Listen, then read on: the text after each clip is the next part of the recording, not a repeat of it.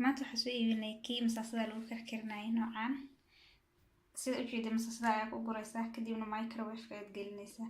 awal midkan ay haystay marka kan waxa waa laakiin midka asaga charger-ka inta gelinaysa asaga masaasada karkarinaya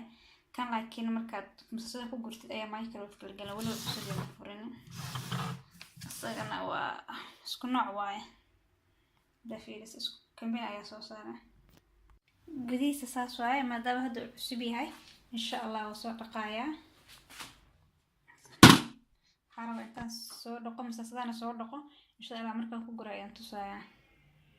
kaasna hadhow masaasada kale ku guraya asagana maadaama laba ciyaal masaasada u karkarayo laba xab inaan kala isticmaala jeclayst hada qaar ayaa ku shubay biyo